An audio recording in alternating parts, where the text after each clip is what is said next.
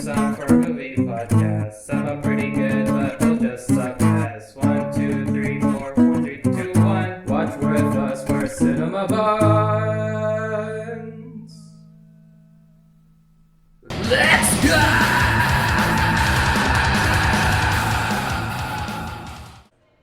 Hello and welcome back to Cinema Buns. I'm Ritter. I'm Mike. Oh, my name's Kevin. Tell your folks I says hi.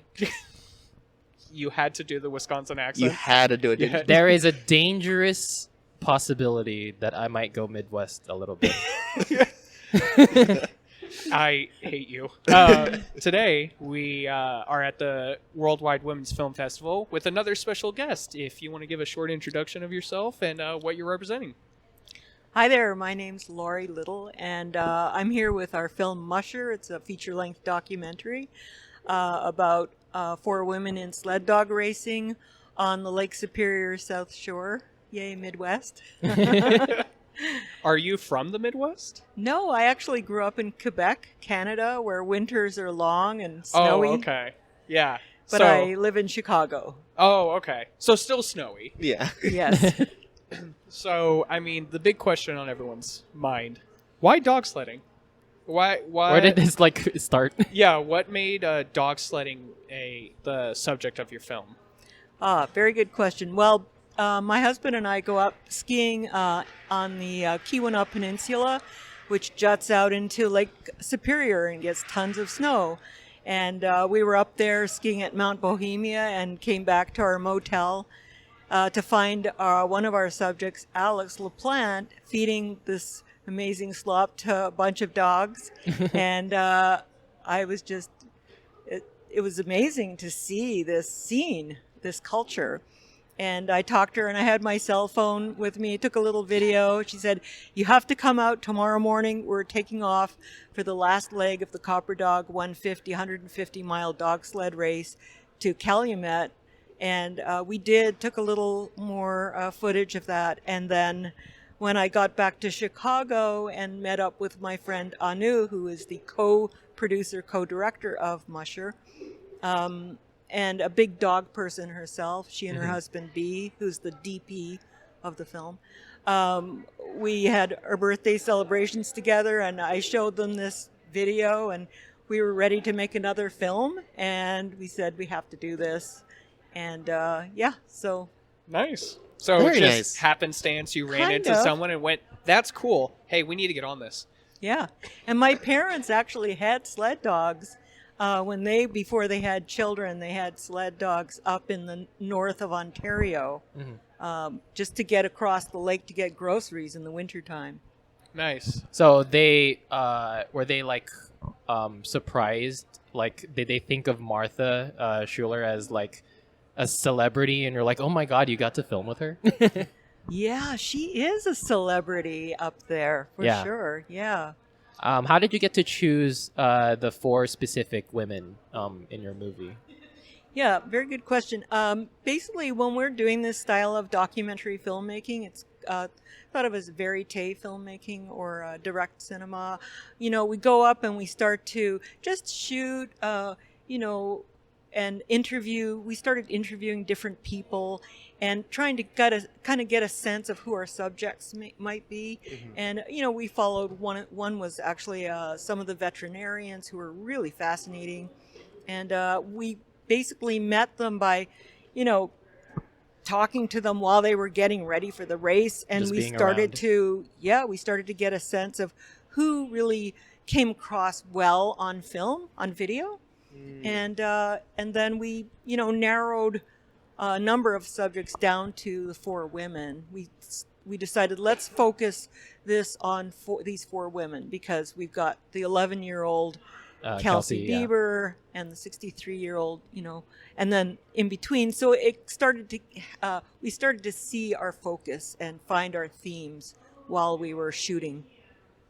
Nice. That makes a lot of sense. And so when it comes to like dog sledding, it seems like, because as they even pointed out in the film, that it's a very expensive sport. Yeah.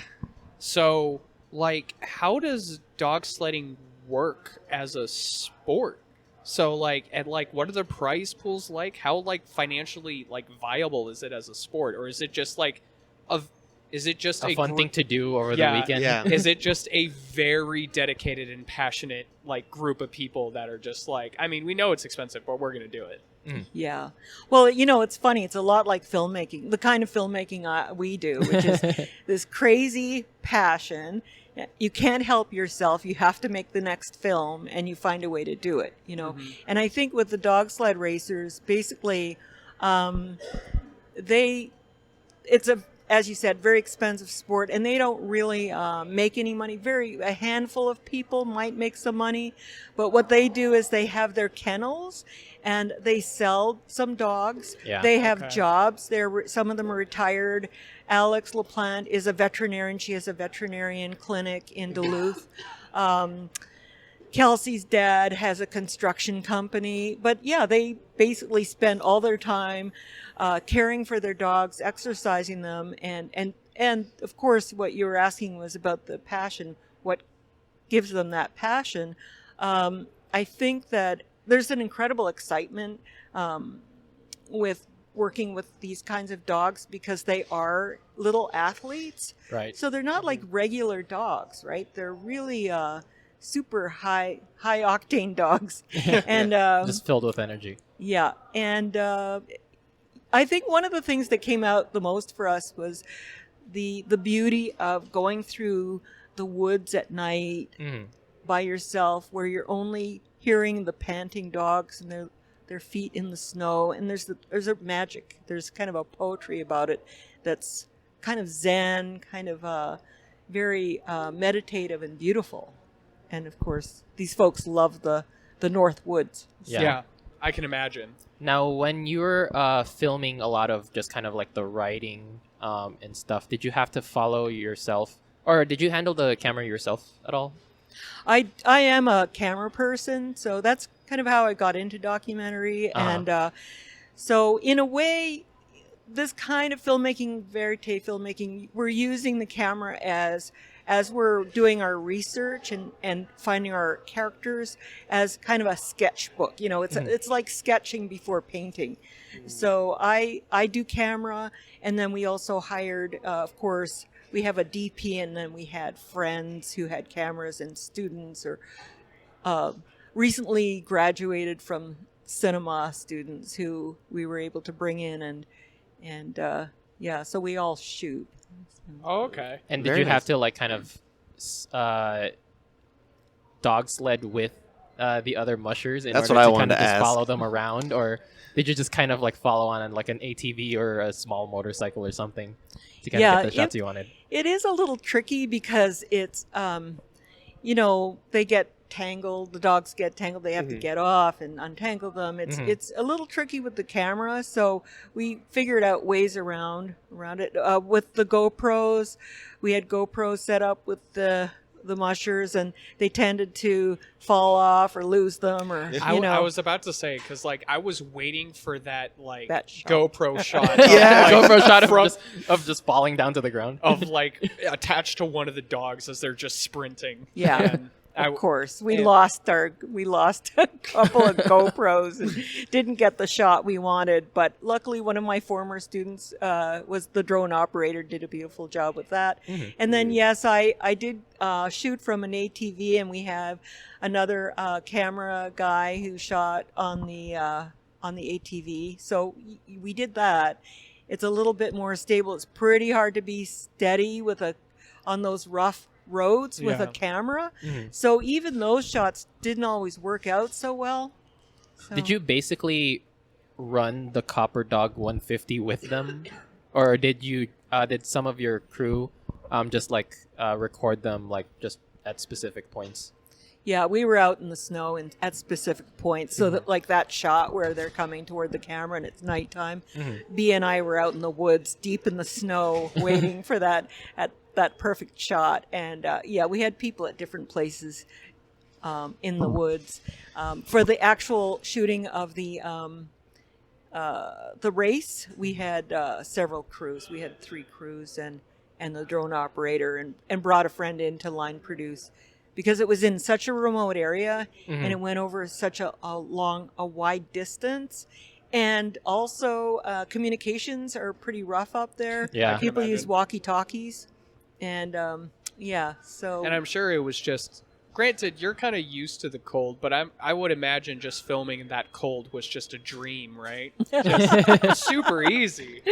yeah, it was bloody cold. Yeah. It was really cold for the Copper Dog that one race, and then with the Apostle Island shoot, it was snowing like crazy. So Yeah, I could everything see gets there was a lot down. of snow going around. Yeah.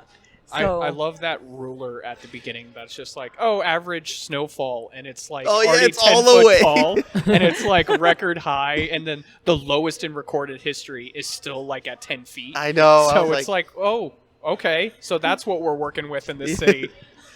Did you kind of like find yourself also, cause like I was kind of like just surprised to know because of the length of some of these races since they span several days, and also some of them are like not overnight but like just several hours long. They also have like survival gear with them.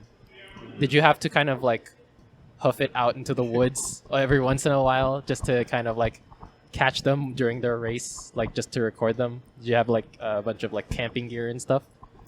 well, I'm trying to think. Not really camping gear. No, we drove over to certain areas and stayed out there. We were layered up, definitely layered up with good winter clothing. And because I ski, I know how to dress for this kind of thing. Yeah, Right. So you weren't one of the people that goes out and like, oh no, I've got sweatpants, I'll be fine. And Yeah. then It'll be great. yeah, what are long johns? What? Yeah, some of our crew members went out and bought special clothes for the shoot.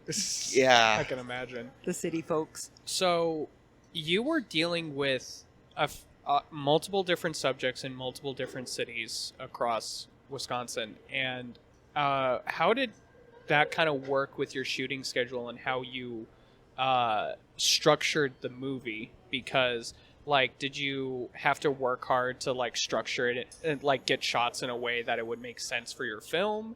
Like how long did you spend with each subject during that whole time? Right. Well, Anu and I, that was the beauty of collaborating as co-producer, co-directors, because we both have full-time jobs and used all our vacation time or long weekends and got our crew to, so it was a small crew. So we split the responsibilities. And so I worked with one of Anu's recent grads, Justin, who was also credited as one of the DPs and directors of photography, and Jen Klein, Kienzler, who will be here tomorrow. She's our location sound person. So it was a 3-person crew who went up to Duluth and to the Boundary Waters area to shoot some of those folks. We all went up together the first visits. Oh, okay. And then at times I went up and shot some long weekend shoots with the Beavers and Martha. So, and I guess Anu and I also went up and shot with Blair Braverman at her facility, her farm. Oh, okay. So we kind of took turns, and we had different crews, and we just worked it out. And with Anu and I, we have different talents and skills, and they complement each other. So, different aspects of producing, we take responsibility for, and brought in different crew members as well. So over the course, like, how long did it take you to kind of put all this together with the filming, getting the people together to kind of get this storyline functional? Because like if I remember correctly, the beginning of the movie started in like 2017, Right. and then we cut back 2 years later at some point during the end of the movie. Mm-hmm. Right, and then the pandemic kind of messed us Yeah. up a little bit, but we started pretty early, and it did take about 3 years, and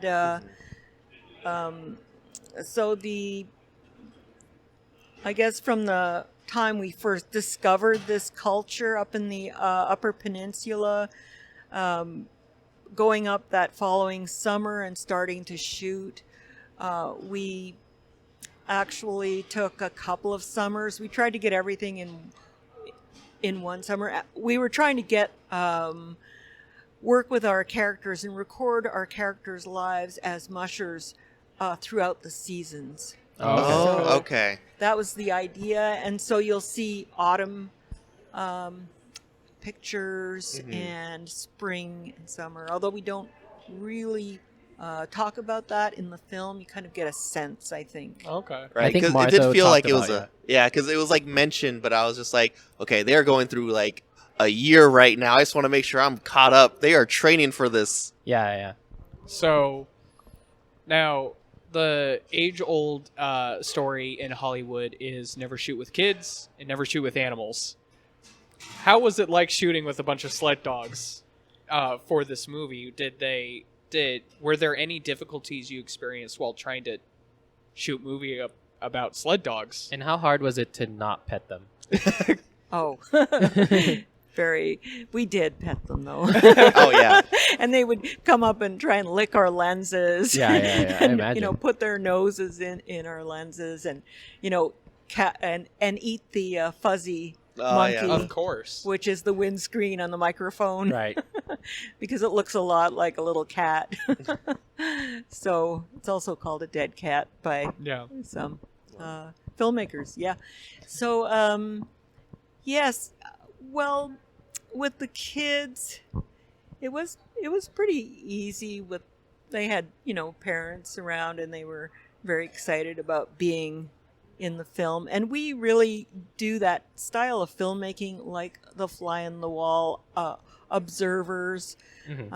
So we don't interact all the time with our subjects. We're just filming and sometimes asking them questions, and of course doing our main interviews. But and then of course when I went back down to Chicago after that first time, Anu and I were talking about doing a film about dogs, because we had done a few films and we were ready to try and make a film not about people. And so we really wanted to focus just on the dogs and the dogs as characters. Right. But that's a really hard thing to do. Yeah. We kind of had to abandon that idea. No, you met halfway. You made a movie about dog people. So I mean, I think you still got what you wanted. Yeah, and the Bieber sisters looked very hardworking. And very focused. Yeah, they were very mature. Like, they didn't try to play up to the camera. Like, look at I don't know. I assume that there are shots where they just try to do cool stuff in front of the camera, and just look at the lens, and then Kelsey would have to tell her sisters stop it. Yeah, that did happen. It was cute. Those kids are so cute. Yeah, I can imagine. So with the subjects and whatnot, I mean, yeah, I know you're kind of focusing on dog sledding and them as racers in this sport. What was it like kind of getting into their lives specifically when it comes to this? Because they seem to kind of open themselves up to you, and that's a very personal thing to do with documentaries and filmmaking. How did you how did you deal with that? How did you work that into your film? Good question. I think that's one of the things that is quite challenging for this kind of film and filmmaking. That's why we do spend quite a lot of time, sometimes 2 or 3 years, doing this kind of film, because you have to develop a certain trust with your subjects, and you get to be close. You get to know them well, and it's a certain kind of personality who can get the trust with people, a conversational kind of interaction. And I think also that certain people maybe didn't make the final cut because there wasn't a connection, or there was a little bit of, no, I'm not interested in being part of this.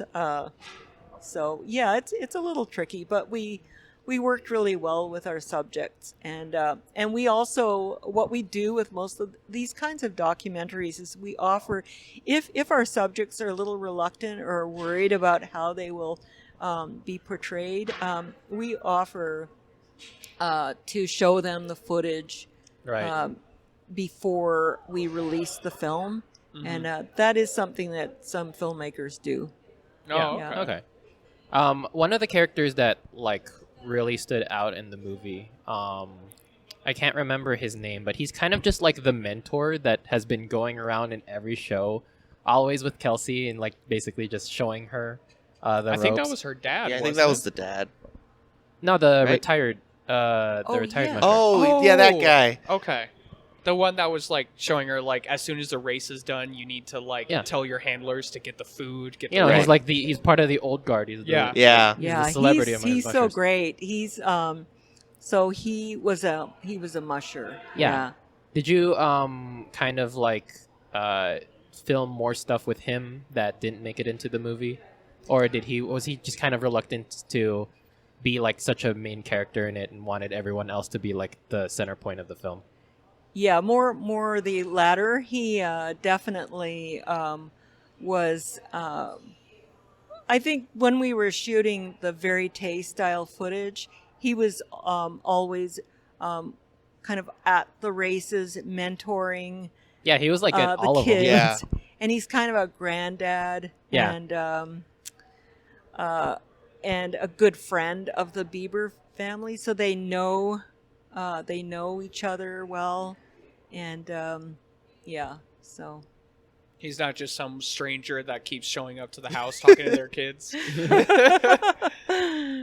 He's the uncle from the family that's like twice removed and then shows up and everyone's like, "Hey!" Yeah.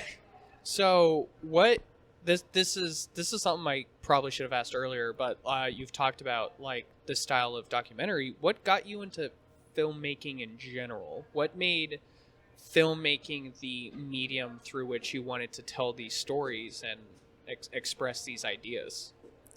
Well, I made my first film when I was 15, a little animated piece, so I've been doing it for a little while. Yeah, okay. And I was in kind of the ad world, photography and Photoshop, and ended up getting back into film and doing a master's in film at Columbia College Chicago, and started doing fiction films. I really wanted to learn how to tell a story because the work I was doing was more experimental. And when I was there, a lot of people, because I was a camera person, a lot of doc people started asking me to shoot their films. And I think it was through working with documentary filmmakers who were studying that form that I got into making films. Oh, And it okay. kind of mushroomed from there. You start working with your colleagues, your classmates, and then and we graduate and we're still working together, and then we're calling, it's sort of mushrooms from there. Yeah. You make a film and then someone calls you to make another film, or you pitch a story to your friends who you really love working with, and yeah. Or COVID happens and Yeah, one of you ropes the other two into a movie podcast. And Yeah. Exactly. what about you, Mike? You've been quiet. I wanted to get to know more about the Copper Dog 150. It was touched lightly by, I believe, Kelsey. How she mentioned like there's a lot of women that do that one in particular, but as like the days go on, it starts to become more, or the longer the races, it tends to be more male dominated. So I still don't know how popular the Copper Dog 150 is, and I was wondering if you could shed some light on that. Yeah. So what's interesting about the Copper Dog and the Apostle Island, some of the other Lake Superior races, and now there's a number of them along that shore. There was one recently, the Bear Grease, and that is a bit longer. I think that's also a what do you call it? I'm sorry, qualifier. Okay. for the Iditarod. And it was Blair Braverman who Oh, you're talking okay. about Got who it. did do the Iditarod. And sorry, I was trying to remember Lloyd's name, the grandfather. Yes, The okay. figure. Sorry. Yeah. Okay. I was- sometimes, yeah. It was like 3 years ago, I think, Yeah. that you finished filming. Yeah, but I've seen it enough. I shouldn't Yeah. forget his name. It's terrible. My apologies. I get the names mixed yeah. up. Okay. So Blair and her partner did the Iditarod as well. So the Iditarod is a very big deal. Yeah, 1,000 miles. Yeah. And as you can see In by Alaska. this, it's a tremendous, just I think the cost of getting up there. Is that like the World Series of like dog sledding? It is. essentially? Oh. Yes. Well, it's the only one I've ever heard of. Yeah. Therefore, like, it's the most mainstream one. Therefore, it's like Everyone, everyone asks about the Iditarod. Yeah. And so Blair qualified for it the last year we shot the Copper Dog, and so she sat out the race. Right. Yeah. And she and Q, her partner, went up to Alaska and lived off the grid as they prepared for the Iditarod. Well, Blair and Q are authors. Blair works for Outdoor Magazine. I mean, we didn't know that when we found them on this circuit. It was just, Yeah. whoa, this is really interesting. And then when you found it out, you're just like, yes. Yes. Yeah, so she wrote the books, and the book that she's talking about in the book reading that she does, Right. and very interesting. But yeah, it's interesting that seem to be a lot more women mushers at these smaller races, and a great deal has to do with the work they do as moms, like with Alex, the veterinarian. She has 2 teenage boys and a full-time family. job, yeah. Yep. And you guys would know, right? And having been teenage boys. I think it's just a lot of money and hard work, and you have to take a huge amount of time out of your life to devote to training for something like a 1,000-mile race like that. Right. Was the Iditarod ever in the scope of what you wanted to be in this film? Because like I noticed that you told like in a small excerpt at the end about Alex going to Alaska, but did you want to include that in the film, or did you want it to like really focus on just the Midwest? Right. We actually did talk about going to the Iditarod and following Blair and Q up there, but we just didn't have it in the budget. Right. know. Yeah, that makes sense. Yeah. In our lives. The nice thing about this being in the upper Midwest, although it's a 9-hour drive to get up to Copper Harbor, Right.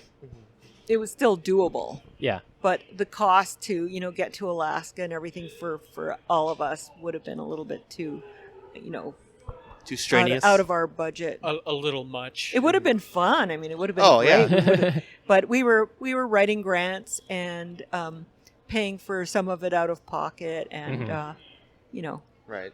yeah. And like I believe you said filmmaking was also just a side project. Like everyone in the team has a 9 to 5 or like career. Well, a couple of guys, Nick Numerdor, who was our one of our editors, Sharon Zurich, and Nick both are editors, and Nick and Alex, another friend, have a small film company. So they make films about, interesting cultures, but on the side they're doing industrials and educationals and working with Right. theaters. So, there are some people on the film who are professional, industry filmmakers. Maria, who is, she's a line producer during the Copper Dog race. She's out in LA and she works on industry films. So we did have a few people who work, and they're old friends who we went to school with, but they have video companies, film companies, or work on films year round. Oh, okay. Oh, wow. And Anu and I both teach film as well, and B also. Where do you teach at? So I teach a couple of classes at Columbia College Chicago, Okay. and Anu is a professor at DePaul University.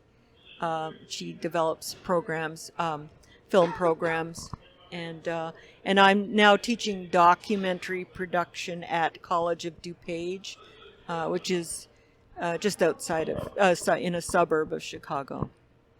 Okay. So, are there any like current projects that you're working on, or do you have any kind of just like stories you want to pursue probably in the future? Yes, actually, most of us are working on more than one project at a time at different stages of development. Right now, yeah. I'm working on a film. We're kind of in post-production. We're doing a little bit more shooting, some animation, but it's about a monument that's being made to the great Ida B. Wells. Okay. So that film, we're following the sculptor Richard Hunt, who went to the School of the Art Institute. He's 87 now. He's still making sculptures. As a matter of fact, he's making the sculpture that's going to be in the Obama Library. Oh. And he made this massive, beautiful sculpture that's in the Smithsonian Museum to the American culture, American history. Oh, wow. That's massive. Well, the sculpture, the monument he made to Ida B. Wells is 6 tons of bronze. His work is abstract, and it is installed in Bronzeville, where the Ida B. Wells homes were. So we kind of weave the story of the work of Ida B. Wells with the work that Richard Hunt is doing as a sculptor. Oh, okay. And so talking about monuments, talking about the famous pamphlet that Ida B. Wells wrote, the anti-lynching pamphlet, she was an incredible journalist and activist during at the turn of the century, Right. and was one of the pioneers of investigative reporting, as well as being one of the founders of the NAACP. She was a suffragist and took the information from the United States about what was going on in the South at that time to Europe, and talked about her anti-lynching campaign to people in England and France. So her story is very important to us because it's not a story that was written in our history books, really. Right. Yeah. So very few people know about these important pioneers and activists. So quite a different leap than dog sledding. Yeah, I was going to say, that is a way different direction. Quite different. So for filming for that, did you have to like go very far for long stretches of time, or I don't know where Richard Hunt specifically is stationed? His gorgeous studio, is probably about 20 minutes from my house. So that makes wow. I'm so sensing, much easier. I'm sensing the pattern is that you'd like to only stay within that quarter of the U.S. Well, we did shoot down in Mississippi and in Memphis, Tennessee a couple of summers ago, because that's where Ida B. Wells' press was destroyed. She had her own newspaper there, and we followed that story of her birthplace in Mississippi, Holly Springs, Mississippi, where her parents were enslaved. Her parents passed away during the pandemic of that era, and she ended up taking care of her brothers and sisters. And really, her story is very interesting. So we follow her story up to when she leaves, she had to flee Memphis, or she would have been lynched herself probably, and fled to Chicago. So then her story ends up in Chicago, and that's where Richard Hunt works. Wow. From. Wow, that is a tale. That's amazing. How did you get in touch with Richard in the first place? A friend of a friend. Of a friend. Yeah, I think so. We called him. Richard, hi. Can we talk to your ran into assistant? each other at the grocery store. And we Because both we're reached, both in Chicago. we both reached for the same loaf of bread. And And he just flat out mentioned, I'm building a sculpture. To Ida B. Wells. I heard you're a filmmaker.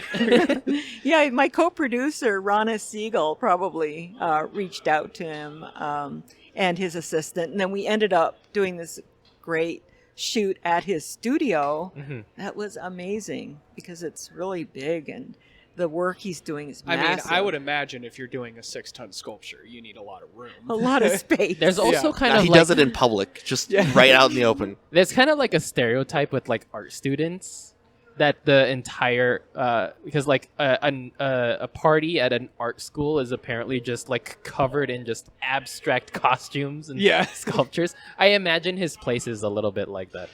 Yeah, I had a lot of fun taking photographs there and filming his work. That sounds cool.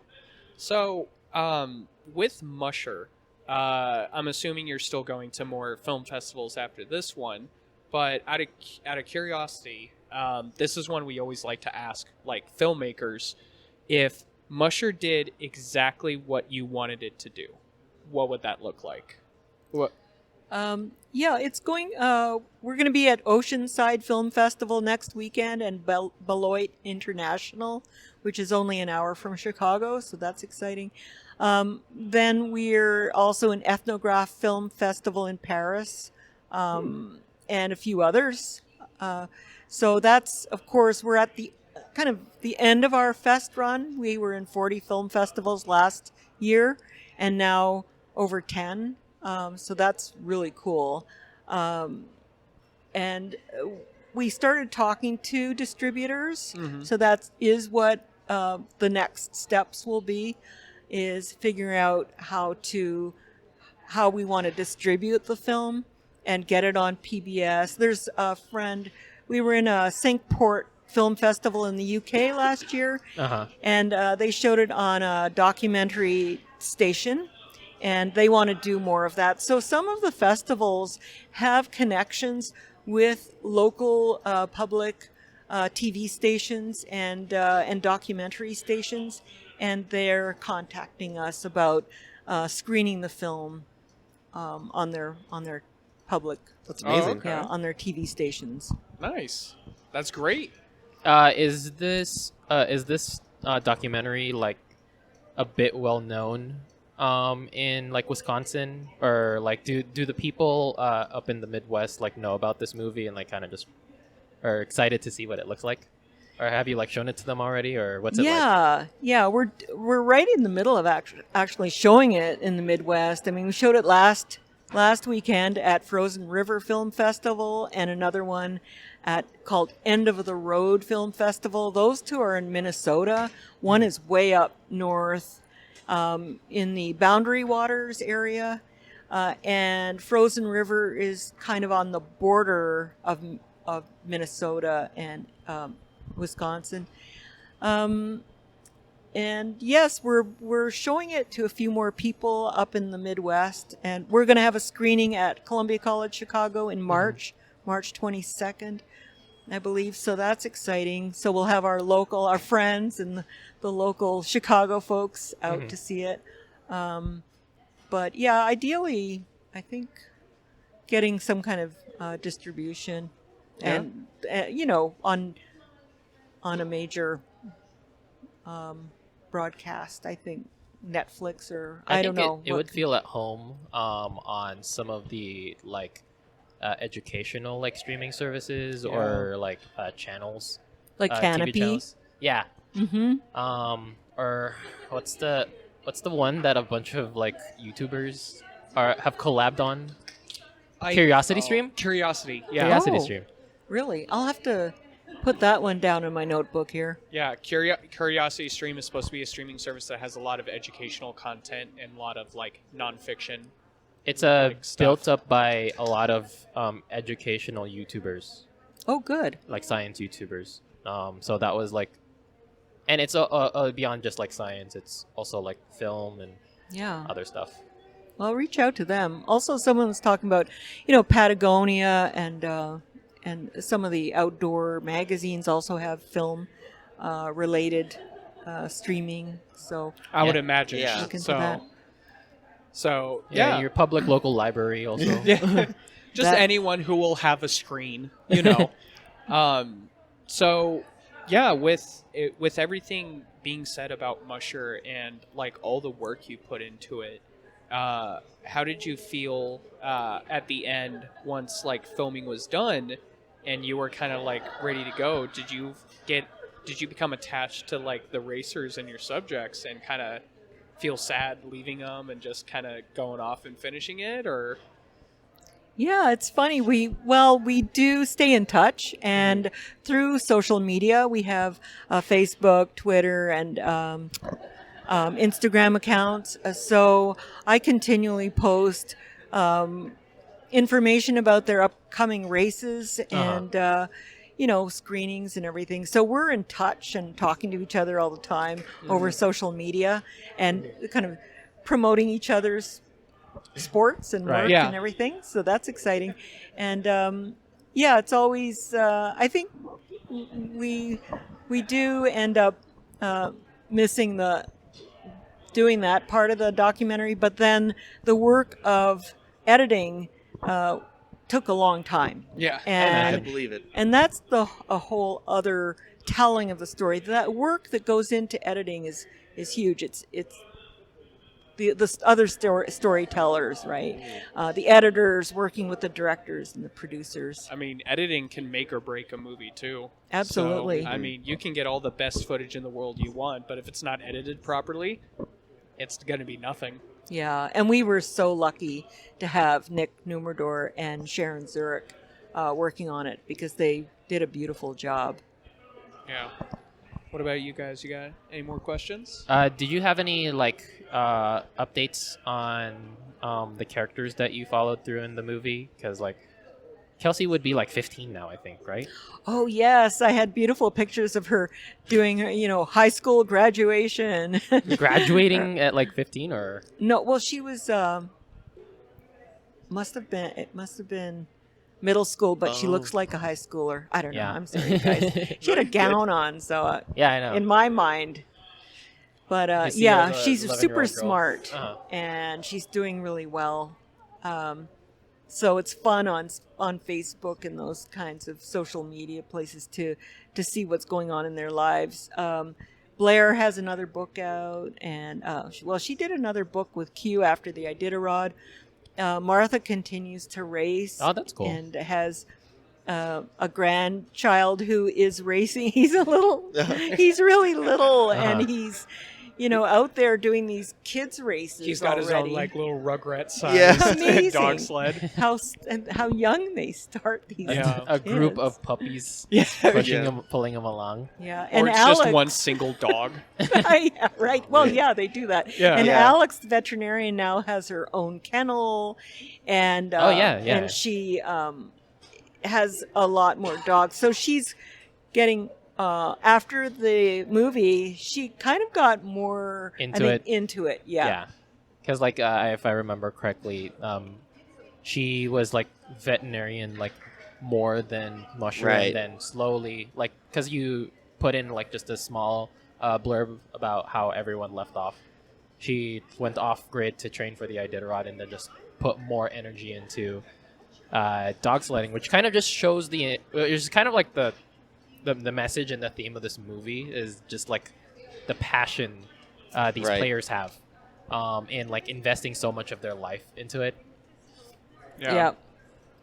Yeah, I mean, any other questions you guys have? All right. Well, you know what? I really appreciate the time you've taken to talk with us. I thought the movie was very interesting. I enjoyed kind of seeing a part of dog sledding that the only thing I ever knew about dog sledding was a Cuba Gooding Jr. movie. So, Snow Dogs. Right. So, I was like... Which I think you referenced in the movie. Yeah, because it took me hours because I'm like, I know there's a movie with Cuba Gooding Jr. about dog sledding. It exists. And these two are like, we have no idea what you're talking about. I'm like, no, it's a thing. So, I was frantically on the internet trying to find it, and then I finally found it. But... no, it was a very interesting movie, and again, really appreciate you taking the time to talk with us.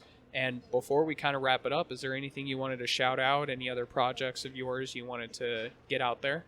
Well, thanks, you guys. It was really fun doing this. Appreciate it, and glad you liked the film. Shout out. well, to our amazing crew, of course, and Jen Kinsler will be here tomorrow, one of our main location sound people. And the film will be screening at 9:15 tomorrow morning in the Harkin Theater. Yeah. Yes. That's what this is called. That's right here. Yeah. And I guess that's about it. I have a couple of other films I'm working on, but Too early to shout them out quite yeah, yet. yeah. Yeah, that makes You sense. do have That's a fair. website and Facebook. Which, I do, yes. Actually, if you go to musherdocumentary.com, you can find out when the next screenings are coming up and see a little bit more about the mushers who are in the film. And and there's the QR code, both Yeah. on the poster that's in the lobby over here and on the business card. So, yeah, and I think on your Facebook you're also posting just other young dog sled mushers. Yes. I think like yesterday there was like a little boy that you were shouting out. that's Martha's grandson. Yeah. Oh, Yeah. there we go. This little guy, he looks like he's about 4 or something. Yeah. He was born the day before Martha came first place at the Copper Dog 150. Wow. That's impressive. That's So- it was a good omen. It was a big Yeah. weekend for the family. I can imagine. Well, with that, thank you for tuning in to Cinema Buns. You could Well, suppose it's time to go. Yeah. And you know how these is this the Midwest? these Yeah. Midwest goodbyes are. I can hear the cheese coming from here. So that means we're going to extend this episode about 2 more hours as we're at the door. But everyone's going to be actively inching towards the exit, but just still not leaving. Laurie's going to be in her car, and we're just outside of her window, and we're like, hey, your tires look a little bit flat. Why don't you pull up to the garage? We'll, You Just can put a find little us air in them. at Twitter at Buns Cinema. You can find us at patreon.com/cinemabuns. And you can find us on every podcast platform. With that, I'm Ritter. I'm Mike. tell your folks I says hi. Have a good one. For a movie podcast, some are pretty good, but we'll just suck ass. 1, 2, 3, 4, 4, 3, 2, 1. Watch with us, we're Cinema Buns.